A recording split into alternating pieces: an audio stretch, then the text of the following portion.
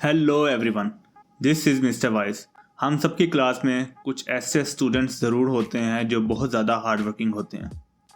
कहीं भी घूमने नहीं जाते, ना किसी का मजाक बर्दाश्त करते हैं। सिर्फ यूनिवर्सिटी जाते हैं, हॉस्टल आते हैं, यूनिवर्सिटी जाते हैं, हॉस्टल आते हैं। सिर्फ और सिर्फ पढ़ाई पर फोकस करते हैं। वो अच्छे ग्रेड्स होने के बावजूद टीचर से 1-2 नंबर बढ़ाने की बहुत ज़्यादा रिक्वेस्ट भी करते हैं। बट ग्रेजुएशन के बाद पता चलता है कि जो क्लासमेट्स पढ़ाई में उनसे काफ़ी चिल थे और उनकी फ्रेंडशिप अपने क्लासमेट्स और बाकी यूनिवर्सिटी के लोगों के साथ काफ़ी अच्छी थी, उनकी job in hard working student से काफ़ी पहले और काफ़ी अच्छी जगह पर हो जाती है।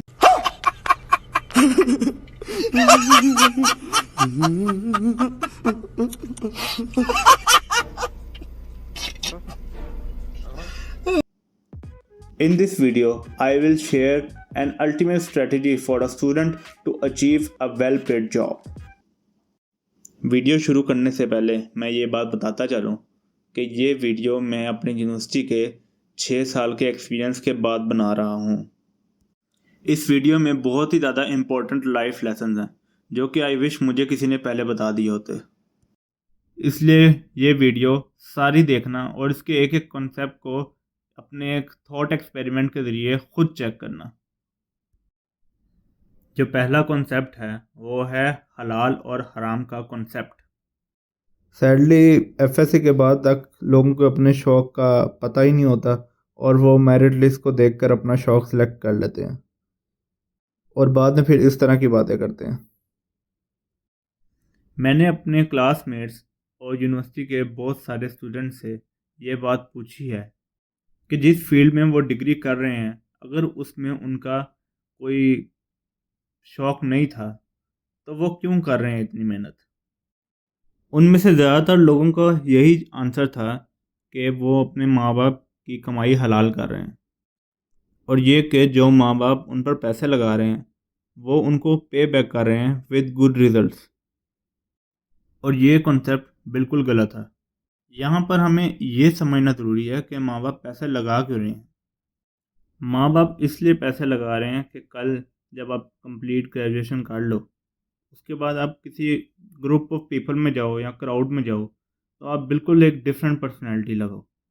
मतलब ये कि अगर लेट सपोज आप डिग्री ना करते, आप डायरेक्ट काम पे लग जाते तो आपकी जितनी पे होती और अब हमने 4 साल मुसलसल पढ़ाई की है, उसके बाद जो आपकी पर मंथ सैलरी लगती है या जितना आप पैसे कमाते हो, उसमें एक वाज़िया डिफरेंस होना चाहिए।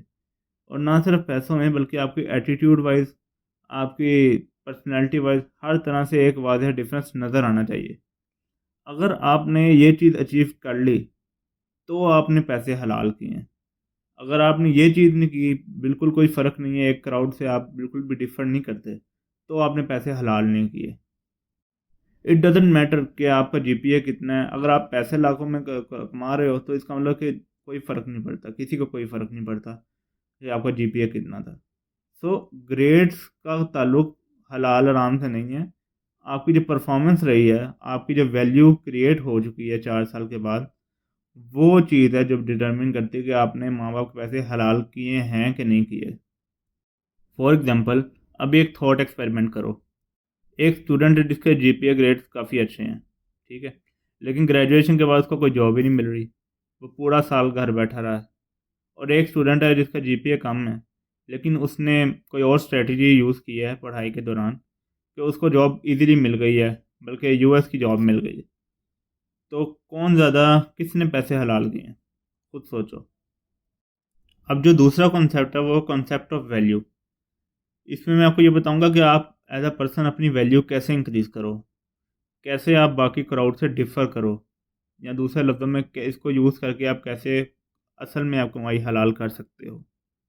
अच्छा, वैल्यू बेसिकली आपकी औकात है, आपकी सोसाइटी में औकात है कि आप, फॉर एग्ज़ाम्पल, आपकी एटीट्यूड कैसा है, आपकी पर्सनैलिटी कैसी है और आपके कितने पैसे कमाते हो एक महीने के। ये वैल्यू आपकी औकात है सिंपली। तो हम इस यहाँ पे ऐसे मेथड्स को डिस्कस करेंगे कि कैसे आप अपनी वैल्यू को बेसिकली इंक्रीज़ कर सकते हो। अच्छा, तो अपनी वैल्यू इंक्रीज़ करने के लिए आपको सप्लाई एंड डिमांड का कॉन्सेप्ट समझना ज़रूरी है। आपकी क्लास में तकरीबन अभी इस वक्त सारे बच्चे ही अच्छे मार्क्स लाने की कोशिश कर रहे होंगे, क्योंकि ज़ाहिर है बचपन से यही सिखाया गया, अच्छे मार्क्स लाओ, अच्छे मार्क्स लाओ। हर बच्चा तकरीबन सारे सब्जेक्ट्स को अच्छे तरीके से करने की कोशिश करेगा, क्योंकि ज़हनों में ये बात डली हुई है कि good GPA equal to good job. ऐसा बिल्कुल भी नहीं है, क्योंकि मेंटालिटी बहुत ज़्यादा बच्चों की ऐसी है। तो क्या होगा कि इस तरह के मेंटालिटी के लोगों की प्रोडक्शन बहुत ज़्यादा हो जाएगी, सप्लाई बहुत ज़्यादा हो जाएगी, लेकिन जॉब अभी भी उतनी है। तो इस वजह से वैल्यू उन एज अ पर्सन उनकी कम हो जाएगी, क्योंकि सारे लोग एक जैसे ही हैं, तो उनकी एज अ पर्सन वैल्यू कम हो जाएगी। अब वैल्यू को कैसे इंक्रीज करना है उसके लिए आपको सीखना पड़ेगा 80-20 प्रिंसिपल। देखो, जब हम जॉब लाइफ में जाते हैं ना, तो सारा का सारा 4 साल का नॉलेज यूज़ नहीं हो रहा होता। बहुत ही 20% नॉलेज जो है आपका यूज़ हो रहा होगा, 80% आपका नॉलेज यूज़ ही नहीं हो रहा होगा। वो बिल्कुल जनरल नॉलेज होगा, उस फील्ड के रिलेटेड होगा ही नहीं वो वैसे ही आपने पढ़ा होगा। For example, there are 1 million electrical engineer in our country. अब जॉब फॉर एग्जांपल इस तरह की आती हैं कि परचेज इंजीनियर उनको चाहिए, उनको ऐसा इलेक्ट्रिकल इंजीनियर चाहिए जो पीएलसी प्रोग्रामिंग में एक्सपर्ट हो। उनको इलेक्ट्रिकल डिज़ाइन इंजीनियर चाहिए जिसकी डिज़ाइनिंग स्किल्स अच्छी हों काफ़ी। और उनको क्वालिटी चेक करने के लिए इलेक्ट्रिकल इंजीनियर भी चाहिए। अब इन 1 मिलियन इलेक्ट्रिकल इंजीनियर ने सब ने इलेक्ट्रिकल इंजीनियरिंग की डिग्री सबके पास है। तो क्या होगा, 1 मिलियन इलेक्ट्रिकल इंजीनियर हर जॉब के लिए अप्लाई कर देंगे। इससे क्या होगा कि इंडिविजुअली हर जॉब के ऊपर कंपटीशन बहुत ज़्यादा हो जाएगा, और आपकी सप्लाई एंड डिमांड के कॉन्सेप्ट की वजह से आपकी वैल्यू कम हो जाएगी। देखो, एक कहावत है, jack of all trades master of none. अगर इन सारी जॉब्स के बारे में गौर से पढ़ो तो सबको एक एक्सपर्ट चाहिए। अगर वो इलेक्ट्रिकल इंजीनियर है, वो पीएलसी प्रोग्रामिंग में एक्सपर्ट है, तो उनको सिर्फ एक्सपर्ट चाहिए। इट डजेंट मैटर कि बाकी सब्जेक्ट्स में आप कैसे हो, क्योंकि नॉलेज ही सिर्फ उसी का यूज़ हो रहा है यहाँ पे। अब एक इलेक्ट्रिकल डिज़ाइन इंजीनियर की जॉब है, तो उसी को सिलेक्शन होगी जिसकी डिज़ाइनिंग स्किल में अच्छा है, जिसका शौक है डिज़ाइन करना नई नई चीज़ें, जिसका एक्सपीरियंस रहा है कि उसने काफ़ी चीज़ें डिज़ाइन की होंगी। अब कोई परचेज इंजीनियर है तो इस तरह उसकी कम्युनिकेशन स्किल्स देखी जाएगी। जो कहने का मेरा मकसद है वो ये है कि कंपनीज को मास्टर्स चाहिए। हर फील्ड का पता हो उसे, ये ज़रूरी नहीं, उनको सिर्फ मास्टर्स चाहिए। जब ये सारे इलेक्ट्रिकल इंजीनियर्स अपनी अपनी फील्ड में मास्टर्स बन जाएंगे, तो एक जॉब के ऊपर, एक डिज़ाइन इंजीनियर की जॉब के ऊपर सिर्फ डिज़ाइन इंजीनियर ही अप्लाई करेंगे। उससे क्या होगा कि आपका कंपटीशन कम हो जाएगा और आपकी वैल्यू बढ़ जाएगी। अब करना क्या है आपने? करना ये है कि सबसे पहले अपनी सेल्फ इंट्रोस्पेक्शन करो। देखो कि तुम्हें किस तरह का काम अच्छा लगता है। फॉर एग्जांपल, अब कुछ लोग आ गए हैं एक फील्ड में, अब वो कहेंगे हम फील्ड चेंज नहीं कर सकते, साल 2 साल गुजर गए। कोई बात नहीं, अपनी फील्ड के अंदर भी काफ़ी सारी माइनर फील्ड होंगी जो एक्सप्लोर करने वाली होंगी, उन सबको एक्सप्लोर करो। फॉर एग्जांपल, एक बंदा इलेक्ट्रिकल इंजीनियर है और उसे कोडिंग का शौक़ है। वो कह रहा है कि काश मैं कंप्यूटर साइंस या सॉफ्टवेयर इंजीनियरिंग वाली साइड पर चले जाता। तो कोई मसला नहीं, एक में इनके दरमियान एक एम्बेडेड सिस्टम का की फील्ड है, माइनर फील्ड है, आप उसमें चले जाएं। इस तरह एक्सप्लोर करो चीज़ों को। अपनी फील्ड में भी काफ़ी सारी मेजर फील्ड्स और होंगी, उनको एक्सप्लोर करो। तो इसलिए अपने आप को सेल्फ इंट्रोस्पेक्शन करो अपनी एक दफ़ा, और देखो कि तुम्हें कौन सी चीज़ पसंद है। आई नो ये काम पहले करना चाहिए था, डिग्री सेलेक्ट करने से पहले करना चाहिए था, लेकिन अभी भी कोई इतना टाइम गुजर नहीं गया। अभी कर लो, अभी पूरी ज़िंदगी पड़ी है, अभी कर लो सिलेक्ट अच्छे तरीके से।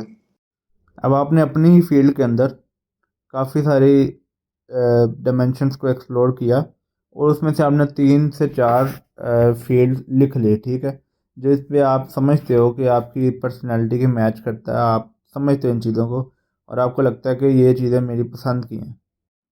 अब जब आप अपनी फील्ड को एक्सप्लोर कर लोगे, उन 3 फील्ड्स को एक्सप्लोर कर लोगे, अब उस फील्ड को तुमने यूट्यूब पर समझ लिया, तुम्हें अच्छी लगी, ठीक है, फिर उसके बाद देखो कि जो लिंक्डइन पे या किसी अच्छी प्रोफेशनल वेबसाइट के ऊपर तुम और लोगों से पता करो कि लोगों की कितने की जॉब लगती है बाद में और लगती है भी या नहीं, और किस तरह की लाइफ स्टाइल वो करते हैं कि आपकी लाइफ के स्टाइल के साथ वो मैच करती हैं चीज़ें कि नहीं करती।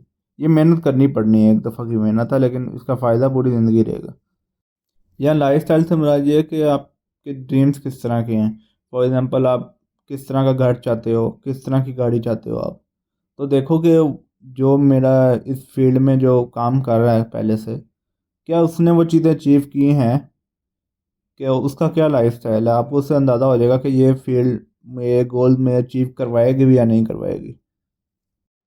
उसके बाद आप उस पर्टिकुलर डायमेंशन की डिमांड पता करो। देखो अपने आसपास कि आप उस पर्टिकुलर डायमेंशन की चीज़ें इस्तेमाल कर रहे हो कि नहीं कर रहे, मतलब डिमांड उसकी है कि नहीं, आपको पता चल जाएगा। फिर लास्ट पर डिमांड पता करने के बाद जो मोस्ट इम्पॉर्टेंट चीज़ है वो देख रहे हैं कि ये चीज़ मेरी डिजिटली सेल हो सकती है कि नहीं हो सकती। आजकल का दौर बहुत ज़्यादा डिजिटल हो रहा है, तो आपने ये चीज़ लाजमी देखनी है कि जो मैं जो भी स्किल या अपनी डायमेंशन जो चूज़ करने लगा हूँ उसका डिजिटल रोल है कि नहीं है। बिकॉज़ पाकिस्तान में हो सकता है, चांस है कि जॉब ना ही मिले, कोई पता नहीं है किस, क्योंकि यहाँ रेफरेंस वगैरह चलते हैं और सब कुछ चलता, लेकिन जो डिजिटली मिल जाती है। और ये रिमोट जॉब काफ़ी अच्छी होती है कंपेयर टू पाकिस्तानी जॉब। उस पर्टिकुलर डायमेंशन की डिजिटली भी डिमांड पता करो, फ्रीलांस वेबसाइट पे जाओ, उसके प्रोजेक्ट पे देखो कितने लोग बिड करते हैं। उससे आपको अंदाज़ा हो जाएगा कि इसमें कंपटीशन है भी या नहीं है। तो इस तरह आप इन सब बातों को फॉलो करके आप अपनी एक पर्टिकुलर डायमेंशन फाइंड आउट कर लोगे कि जिस पे आपको मज़ीद काम करने की ज़रूरत है। अब जो आपने डायमेंशन सेलेक्ट की है उसके रिलेटेड अगर कोई सब्जेक्ट आए, उसमें फुल मेहनत करो, उसमें लो अच्छे जीपीए, अच्छे मार्क्स लो उनमें। बाकी जो दूसरे सब्जेक्ट्स हैं उनमें इतनी मेहनत करने की ज़रूरत नहीं है। उनसे उनसे टाइम बचाओ, जितना हो सके टाइम बचाओ, और उनको सिर्फ पास करो, बिल्कुल पास, ताकि डिग्री मिल जाए बस। क्योंकि वो सब्जेक्ट्स आपकी लाइफ में कोई वैल्यू ऐड नहीं कर रहे, वो सिर्फ एक जनरल नॉलेज है जो आपकी जॉब में यूज़ ही नहीं होना। अब वो जो हमने वहाँ से टाइम बचाया है वो हमने यूज़ कहाँ पे करना है, ये बहुत इंपॉर्टेंट चीज़ है। जो हमने टाइम बचाया उसके ज़रिए हमने ऑनलाइन कोर्सेज करने हैं जो हमारे इंटरेस्ट के रिलेटेड होंगे। अपने आप को रेगुलरली इम्प्रूव करना है, अपनी वैल्यू रेगुलरली इम्प्रूव करनी है। इससे होगा कॉन्टीन्यूसली आपके नॉलेज में इजाफा होता जाएगा। जो दूसरा काम करना है, आपने अपनी फील्ड के रिलेटेड फ्रीलांस पे प्रोजेक्ट्स करने हैं लाजमी। किसी और फील्ड के रिलेटेड पैसों के लिए नहीं करना, सिर्फ सीखने के लिए करना है। अपनी फील्ड के रिलेटेड जो आपको फील्ड पसंद है उसके प्रोजेक्ट्स करो ज़्यादा से ज़्यादा। क्योंकि जब 4 साल बाद डिग्री कंप्लीट होगी, आपका 4 साल का एक लिहाज से एक्सपीरियंस होगा। आपने डिफरेंट डिफरेंट प्रोजेक्ट किए होंगे, आप प्रेजेंट कर सकते हो, चाहे आपका जीपीए कम भी क्यों ना हो। लेकिन आप अपने प्रोजेक्ट्स को जब प्रेजेंट करोगे तो आपको आराम से बाहर आराम से जॉब मिल जाएगी, पाकिस्तान में भी मिल जाएगी। अब वो जो फ्री टाइम था उसमें से जो तीसरा काम आपने करना है वो है नेटवर्किंग। नेटवर्किंग में पहली बात तो ये कि जब कोई नया बच्चा आता है वो इसको गलत समझता है कि रेफरेंस किसी का यूज़ करना ना। सबसे पहली बात, ये गलत चीज़ नहीं है रेफरेंस किसी का यूज़ करना। गवर्नमेंट जॉब में तो चलो, क्योंकि गवर्नमेंट तो सबकी बराबर है, लेकिन प्राइवेट जॉब वाली साइड पे रेफरेंस बुरी चीज़ नहीं है। अगर कोई इंसान है, आपका क्लासमेट है, उसके जानने वाले काफ़ी इस इंडस्ट्री में हैं और आपके जानने वाले इंडस्ट्री में नहीं है, तो आपकी वैल्यू कम है और उस लड़के की वैल्यू ज़्यादा है। अब आप अपनी वैल्यू कैसे इंक्रीज़ करोगे? एक तो ये कि उस लड़के से दोस्ती करो। दूसरा ये कि ऐसे इवेंट्स में जाओ ज़्यादा से ज़्यादा जहाँ पे आपको अपने कॉमन इंटरेस्ट के लोग मिलें। और लिंक्डइन पे भी आराम से आपको ऐसी कंपनी के ओनर्स मिल जाएंगे, या फिर वहाँ पे जो पहले जॉब्स कर रहे होंगे वो लोग मिल जाएंगे, जिनके ज़रिए आप अपने स्टार्ट तो करो बात करना। ऐसे लोगों से दोस्ती करो, ऐसे लोगों में उठना बैठना करो जितने आपके कॉमन इंटरेस्ट हैं। और जो सबसे जो आसान टिप है वो ये है कि अपने जो सीनियर्स हैं, लेट सपोज अभी आप फ्रेश, आपकी एंट्री हुई है यूनिवर्सिटी में, आप फर्स्ट ईयर में हो, और फोर्थ ईयर वाले पूरी क्लास है, वो पूरा एक बैच है, उसमें से आप अपने कॉमन इंटरेस्ट के लोगों के साथ अपना नेटवर्किंग करो, उनके कॉन्टैक्ट लो। ठीक है। फिर जब तक आप ग्रेजुएट हो गए, उनका 4 साल का एक्सपीरियंस होगा उनकी कंपनी में, तो आपका वो एक रेफरेंस है, ठीक है। बेसिकली वो एक रेफरेंस है। तो इस तरह आप कम, अभी जो जूनियर हो, अगर पहले पहले साल में हो, कम से कम 400 कॉन्टैक्ट्स तो आपके होने चाहिए, ठीक है ना, अपने सीनियर्स तक। और ताकि जब निकलो, और आपके जूनियर्स में भी फिर 400 कॉन्टैक्ट्स होने चाहिए। आपकी नेटवर्किंग इतनी स्ट्रांग होनी चाहिए कि आप अपनी यूनिवर्सिटी के एटलीस्ट तो सारे बच्चों को जानते हो, सबका व्हाट्सएप नंबर या कॉन्टैक्ट नंबर आपके पास सेव हो। इसके अलावा आप ऐसे इवेंट्स में जाओ जहाँ पे आपको अपने फील्ड के बच्चे मिले, आप उनके भी कॉन्टैक्ट्स एक्सचेंज करो। जब आपको इतने सारे कॉन्टैक्ट्स होंगे तो रेफरेंस आपके भी बन जाएंगे खुद ब खुद। बस हिम्मत करनी पड़ती है, बन जाते हैं। इससे क्या होगा, आपकी खुद ब खुद वैल्यू में इंक्रीज आएगा। और ये बात वाकई अपने पर्सनल एक्सपीरियंस से बता रहा हूँ कि जितना टाइम नेटवर्किंग कंज्यूम करती है ना, और जो रिजल्ट्स देती है, पढ़ाई उतना टाइम कंज्यूम करके रिजल्ट दे ही नहीं सकती। फॉर एग्जांपल, अगर आपका 3 GPA है, ठीक है, तो आपको 3 से 3.2 को कन्वर्ट करने के लिए, जो कि 4 साल होते हैं और 8 सेमेस्टर होते हैं, तो वो फ़र्क लाने के लिए ना 3 से 3.2 तक बहुत ज़्यादा मेहनत लग जाती है, बहुत ज़्यादा टाइम कंज्यूम होता है। लेकिन उसी टाइम में जो नेटवर्किंग है ना, वो बहुत आसानी से कम टाइम में हो जाती है। और 3 से 3.2 तक जो जॉब जिसने हायर करना है, उसके लिए 3 और 3.2 दोनों बराबर हैं। उसको यही रिक्वायरमेंट है कि 3 से ऊपर वाले बच्चे लेने हैं। तो जाहिर है जिसकी नेटवर्किंग अच्छी होगी वो उसको ले लेगा। तो कहने का मकसद ये है कि नेटवर्किंग बहुत, गेम को समझो, नेटवर्किंग गेम को, ये बहुत स्ट्रॉन्ग चीज़ है। इसमें भी टाइम इन्वेस्ट ज़्यादा से ज़्यादा करो। होपफुली आपको ये मेरे सारे कॉन्सेप्ट समझ आए होंगे। एक लास्ट बात यह है कि इस वीडियो को ज़्यादा से ज़्यादा शेयर करो। इसकी वजह यह है कि एक तो मार्केट में कंपटीशन कम होगा, क्योंकि अभी सारे लोग एक ही तरह पढ़ रहे हैं ना, एक ही तरह की पढ़ाई कर रहे हैं। तो उस वजह से क्या होता है कि सप्लाई ज़्यादा है और डिमांड कम है। जब हर बंदा अपनी अपनी स्पेसिफिक फील्ड की तरफ चला जाएगा, तो उससे ये क्या होगा, एक तो सप्लाई एंड डिमांड मैच करेगी। दूसरा ये कि आपकी, लेट सपोज, अगर आप इसको ज़्यादा से ज़्यादा शेयर करते हो, तो आपके लिए भी एक फ़ायदा है कि आपका कंपटीशन कम हो जाएगा। लोग दूसरी दूसरी फील्ड में चले जाएंगे, और आपके लिए भी एक फ़ायदा है कि आपको कम कंपटीशन हो जाएगा अपनी आपकी फील्ड के रिलेटेड। तो इसलिए इसको ज़्यादा से ज़्यादा शेयर करो, और जितने भी फ्रेश ग्रेजुएट्स हैं उनके साथ तो लाजमी करो। अच्छा, वीडियो को लाइक ज़रूर कर देना। ये वाकई एक पर्सनल एक्सपीरियंस बेस्ड वीडियो थी। और अगर आप कोई क्वेश्चन है तो लाजमी कमेंट्स में पूछो। और नेक्स्ट वीडियो किस टॉपिक के ऊपर चाहते हो ज़रूर बताना। तो नोटिफिकेशन बेल को ऑन ज़रूर कर लेना, and kindly like, share and subscribe to my channel.